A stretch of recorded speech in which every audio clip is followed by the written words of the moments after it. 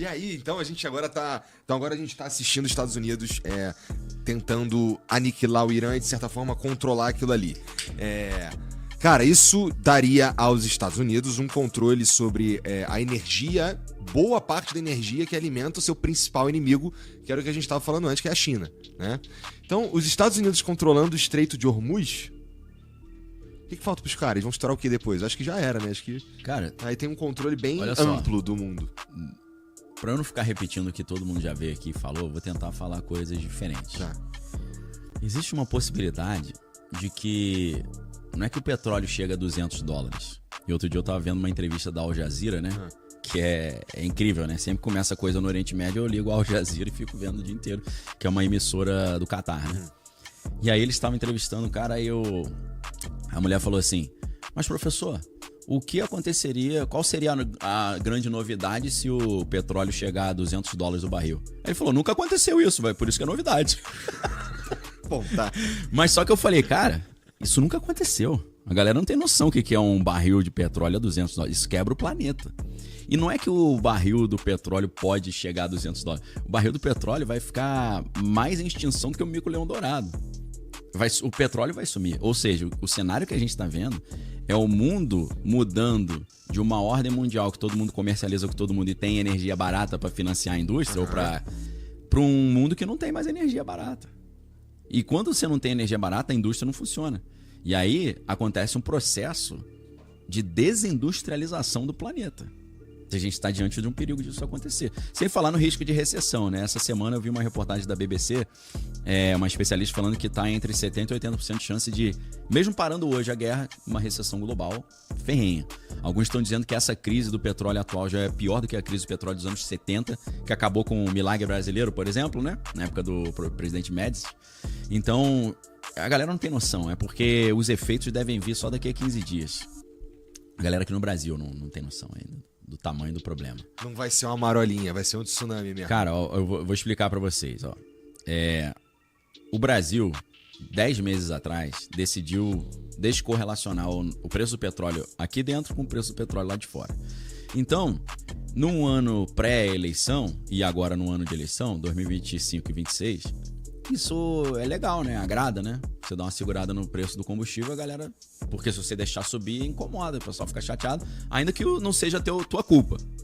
Então, existe uma defasagem de 10 meses já do nosso preço do petróleo com o preço do petróleo lá de fora. E do diesel também, principalmente do diesel. E aí, o que aconteceu? A Associação Brasileira de Importadores de Combustíveis, a BINCO, eles importam diesel e vendem aqui dentro. Então, o cara compra e tem que vender mais caro aqui para ter lucro. Senão não vale a pena fazer. Só que tá uma defasagem tão grande do preço que já eram 10 meses que o preço estava congelado.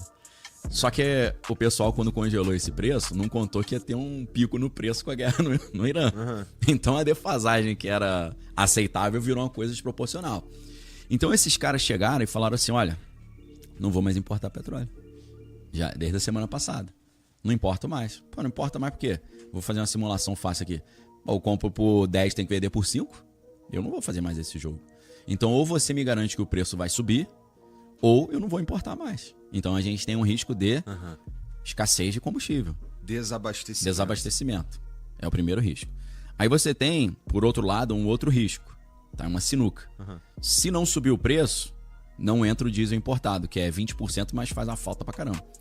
Mas se você sobe, os caminhoneiros ficam chateados também. E tudo encarece. Porque, poxa, a nossa matriz ali logística é toda rodoviária, né? É tudo diesel, não é trem, né? Então, num ano de eleição, você subir preço de combustível, então a galera tá numa... Ou a gente fica com combustível mais caro e arruma um caos na sociedade e perde o apoio popular, ou a gente deixa o preço agarrado e some da prateleira. Porque congelamento de preço nunca resolveu nada, né? Sim. É aquela velha história, o cara produz leite. Aí vou botar número 5 e 10 para ficar mais fácil. Ele gasta 10 para produzir. Para ele ter lucro, ele tem que vender por 15, né? 20. Aí o governo chega, já aconteceu na Argentina. Não, você tem que vender por 5. Ele fala: olha, não tem como eu produzir gastando 10 e vender 5, então vou parar. E aí, o congelamento de preço obrigado pelo governo, em vez de fazer o preço baixar, faz o produto sumir. Entendeu? Faz todo sentido. É um jogo muito louco. Assim, aqui em São Paulo, graças a Deus, né? Eu circulo conversando com todo mundo. E aí, tá faltando diesel? Não sei o quê, como é que tá? Subiu muito? Não sei o quê. Vou no posto de gasolina, abastecer meu carro e converso com os caras. Aqui a gente não tá sentindo, mas se você for pesquisar, Rio Grande do Sul já tá faltando diesel. Já tá tendo, no Nordeste já tem, em alguns lugares tem fila para abastecer. Alguns postos já estão limitando a R$100. Você só pode botar R$100 de combustível para ter para todo mundo. Não adianta um cara chegar com um carrão com um tanque gigante encher e a fila toda falar, tu acabou com o combustível. Se der um pouquinho para cada um é menos caos, né? Então já tá começando a acontecer isso. Agora você imagina na Ásia.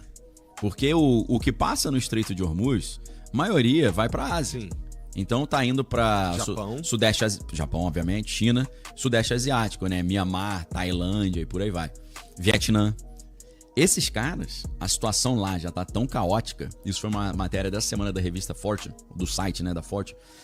Eles já estão fazendo rodízio, né? Igual tem em São Paulo, rodízio para não gastar combustível. Tem na capital do Vietnã, Hanoi, já tá obrigatório home office. Em Myanmar eles cancelaram as aulas na faculdade pra galera não circular.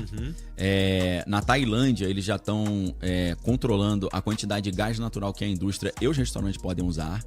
Então você já tá vendo o negócio minguar, enxugar, e eles terem que tomar medidas esperadas pra não gastar energia. E no Japão, os caras estão na merda também lá, né? Cara, o Japão é o pior de todos, cara. Porque o Japão importa 90%.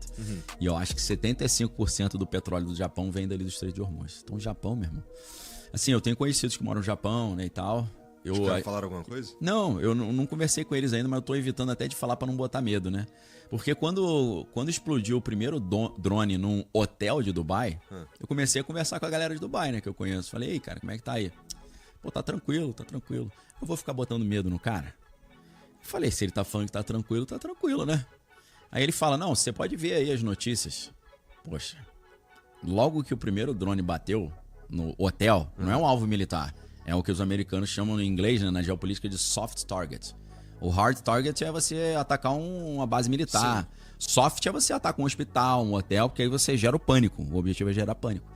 Então eu falei, cara, atacaram um alvo soft. Já é pra gerar pânico.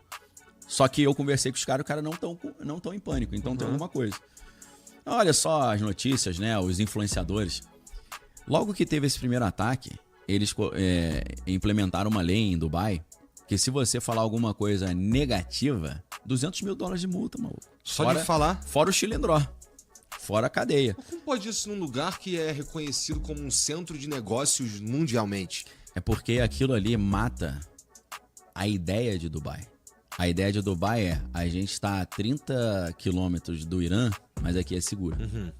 Quando você vê um drone explodindo num hotel em Dubai, o conceito de Dubai morre. Então eles, no desespero, eles precisam implementar uma censura. E ontem, um turista britânico estava na praia filmando um drone passando e um caça perseguindo o drone. Foi preso. Entendi. Só porque filmou e botou na internet. Então a gente tem um problema gigante, porque por um lado você tem deepfake, agora com inteligência artificial, por outro lado os caras não podem botar, senão vai preso e é 200 conto de multa, em dólar, R$1 milhão ou mais, né? Só uma postagem, imagina, né? Então assim, Dubai a ideia de Dubai tá comprometida agora. Eu sempre tive medo de ir pra Dubai, porque eu olhava o mapa, né? Falava, cara, isso aqui é muito perto do Irã, não dá, cara, é risco. Eu morria de medo. Aí agora, nessa situação, falei, cara, acho que eu tinha uma certa razão. Os caras estão tendo que pagar $300 mil pra uma passagem pra sair de lá, cara, de avião. Acabou, né? Fechou tudo, a galera desesperada. Ontem eu vi uma reportagem da CNN americana, né? A mulher americana morava há 30 anos em Dubai. Ela falou, pô, meus filhos nasceram aqui, criei eles aqui, eu vou ter que ir embora. Aí ela entrou no avião, só ela e a filha. Eu não sei se os outros filhos já tinham ido ou se ficaram pra trás. Ela falou, nós fomos muito abençoadas de conseguir essa vaga, porque ninguém consegue vaga em avião pra sair, não. Imagina tu querer sair da parada e não poder, vindo um monte de drone. Eu não sabia que tava tão sinistro assim, não. Tá estranho, cara. Deve estar pior, porque a informação não chega, né, que não pode filmar. Aí, essa mesma jornalista da CNN, que eu esqueci o nome dela, ela saiu de Dubai e foi pra Tel Aviv. Ontem ela tava em Tel Aviv fazendo uma entrevista com um especialista no local. E ela conversando com o cara, não sei o que, ela, só um minutinho, olha lá, ó. Tá saindo, Israel tá com as baterias antiaéreas, né? Aí ela falou, mas a gente não pode filmar. Então, ó, falou pro câmera, não filma. Tava do lado, assim, né? E aí tocou a sirene, aí eles tiveram que tirar os microfones e ir pro bunker, né? Por que não pode filmar? Israel e os países vão dizer, porque senão eles vão saber de onde que saem os nossos mísseis e vão atacar. Mas eu acho que também é pra não gerar pânico e tal, né? Dale aí, Vitão. Duck. Maga mandou uma mensagem pelo Pix. Professor, sou muito fã do seu trabalho. Em uma hipótese possível, o que aconteceria se o Irã jogar uma bomba ou um drone nos locais sagrados de Israel? Escalaria para uma guerra santa? Então, Difícil rolar isso, né? Tipo, com a defesa de Israel. cara, você não sabe da maior, meu irmão. Já que citou isso aí, os caras tão doidos pra reconstruir o templo lá em Jerusalém, né?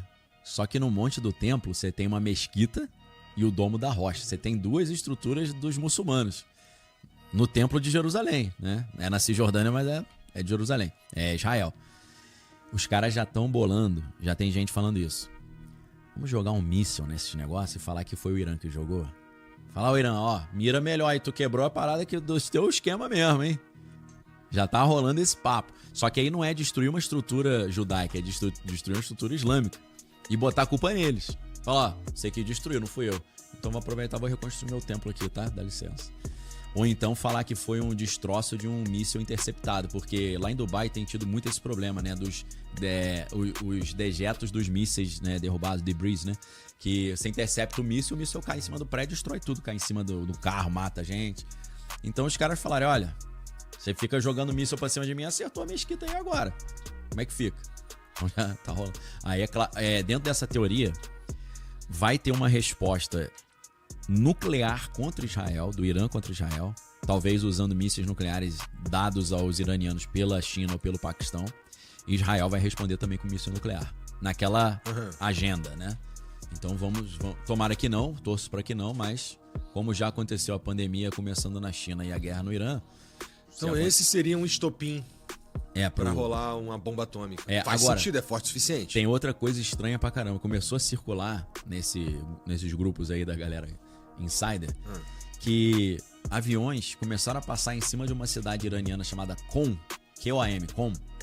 E essa cidade ela é muito importante porque é ali onde os ayatolás estudam, onde estão os centros de estudos para a formação dos líderes religiosos xiitas, né? O Irã é um dos poucos... Os xiitas são minoria dentro do mundo islâmico, a maioria é sunita, né? E os ayatolás são os líderes xiitas. E ali é onde eles estudam, é o centro de treinamento dos caras. Do lado ali tem uma usina de enriquecimento de urânio.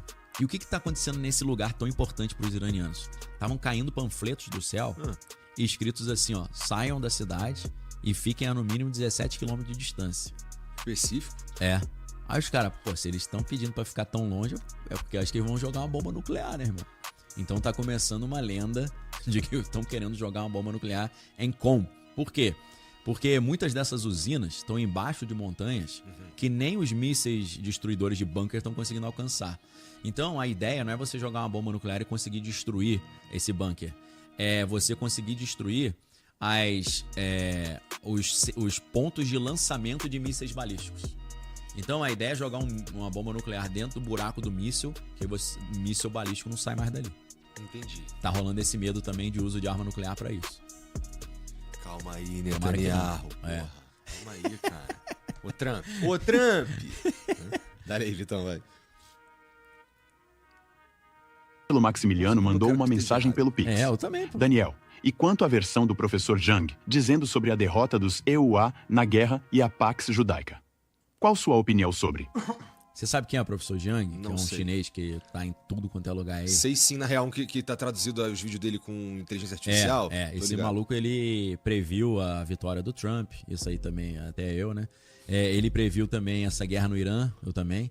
E ele tá dizendo que não vai ter uso de arma nuclear, que os Estados Unidos vão ter que botar soldados no solo, e que os Estados Unidos vão perder a guerra, e que Israel vai achar isso ótimo porque os Estados Unidos vão se retirar do Oriente Médio, Israel vai assumir o controle das bases que eram dos Estados Unidos e vão criar um grande império ali chamado The Greater Israel, né? O Grande Israel, que vai desde o rio Nilo no Egito até o rio Eufrates, que então eles vão pegar ali quase aquilo tudo ali. Então essa é a tese do professor Jiang. Ele tem um projeto chamado Predictive History, né? História preditiva, e ele usa Ele pega um livro de ficção chamado, uma série de livros chamada A Fundação.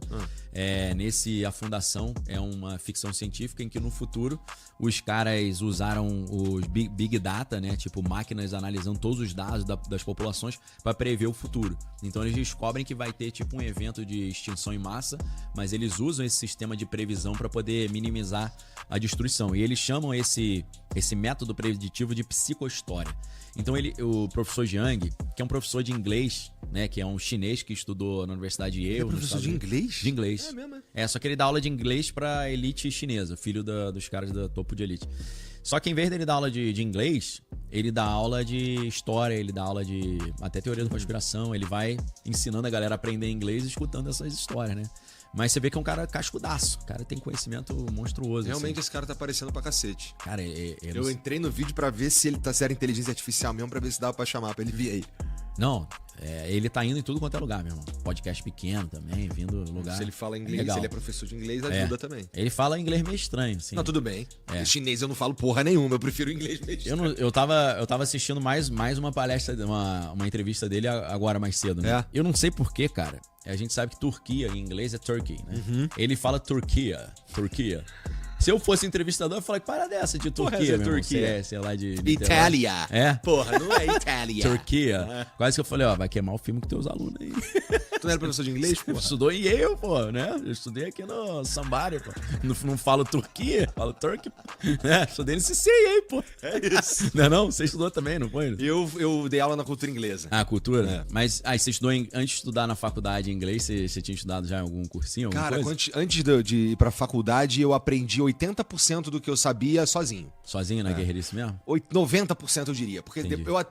minha mãe me colocou num curso que aí às vezes eu só ia fazer a prova e até com o irmão dele. A gente ia andando, mó merda do caralho. É mesmo? Cursinho Pra Sambari? ter um papel, entendeu? Um certificadozinho, né? Mas foda-se. O que foi certificado depois é que eu tenho uns 3 ou 4 certificados de Cambridge. Legal. Mas aí, porque videogame, essas paradas, aprendi. Eu queria entender o que os caras estavam falando de videogame. Meu filho aprendeu no videogame mesmo. Agora, cara, do PlayStation 3 pra cá, os caras estão colocando dublado em português. Aí é sacanagem. Aí os caras vão ficando burro assim, ó. Curtiu esse corte, né, safado? Então aqui na descrição tem um jeito de você virar membro do Flow, cara. Clica aqui no link, tá? Pô, menos de R$8, não vai nem doer e vai ajudar a gente a continuar fazendo esse conteúdo foda pra você, tá bom? Olha. Tem conteúdo todo dia. Todo santo dia.